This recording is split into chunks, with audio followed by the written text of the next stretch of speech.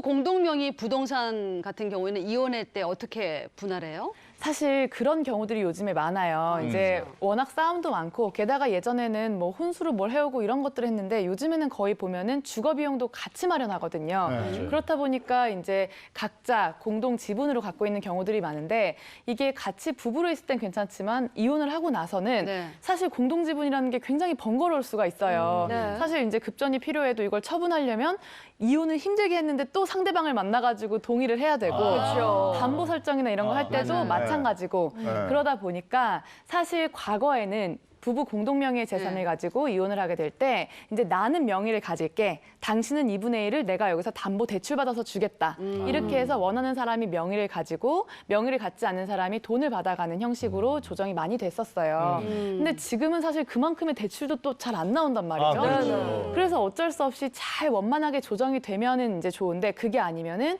그냥 각자 명의로 그대로 2분의 1씩 보유한다. 이런 판결들도 있고요. 그게 아니면 아예 처분을 해요. 조정기일을 넉넉하게 잡고 부동산을 처분을 해서 그 매각 대금으로 나눠가죠. 제세 공과금 이제 다 처리하고 이제 그거를 2분의 1씩 나누는 그런 형식으로도 진행을 하고요.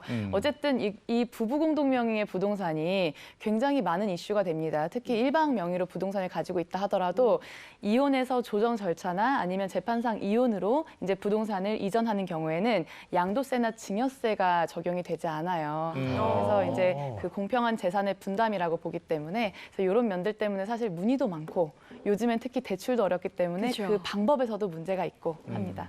오수진 변호사는 부부 공동 명의로 합니까? 어떻게 합니까? 저희는 전세입니다. 나중에 집 살 때는 그렇게 할 겁니다. 집 살 때는 공동 명의로 해야 되겠죠. 그렇죠. 아, 맞죠. 어떻게 되어 있습니까 지금? 비밀입니다. 공동명의입니다. 아니, 저 같은 경우는 결혼을 안 해서 사실 네, 그런 게 네. 궁금해요. 결혼 전에 네. 아내가 뭐 주식이나 연금으로 돈을 좀 가지고 있는 상황이에요. 네. 근데 결혼하고 남편이 부부면은 같이 쓰는 거니까 너 이제 쓸 때마다 네 돈도 나한테 다 보고해. 이런 식으로 막 귀찮게 굴거나 이러면 내 돈이었는데 그럴 때 어떻게 해요? 외국 같은 경우에는 집이라든지 이런 거는 이제 부부 공동재산으로 간주를 해가지고 마음대로 처분을 못 해요. 근데 우리나라는 부부 별산제라고 해가지고 네.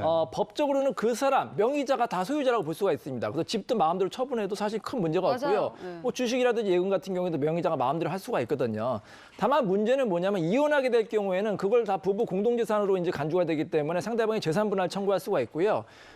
만약에 결혼 전에 갖고 있던 재산이나 결혼 후에 부모님한테 증여나 상속받은 재산은 특유재산이라 한다 하더라도 혼인 기간이 5년에서 10년 정도 되고 또 상대방 배우자가 일정 부분 유지 관리의 기여도가 있으면 특유재산도 재산 분할의 대상이 될 수가 있습니다. 이 사건의 경우에는 남편 명의로 아파트도 그렇죠, 돼 있잖아요. 맞아요. 근데 이걸 아내 명의로 바꿔라 이렇게 돼 있잖아요.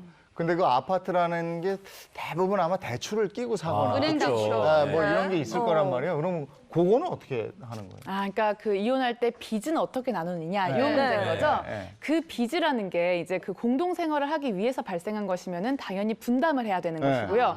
그게 아니라 유흥이나 도박 안 그래도 그것 때문에 지긋지긋하게 힘겹게 이혼을 해냈는데 그 빚까지 나눌 수는 없겠죠. 그러니까 이 부분은 상식적입니다. 그래서 이게 이제 부부와 가족의 생활을 위해서 발생한 것이라고 한다면 그것은 이제 나눠서 그것도 책임을 져야 하고 그게 아니라 아까 말씀드린 것처럼 유흥. 오락, 도박, 뭐 각종 이런 빚들 왜 웃으세요?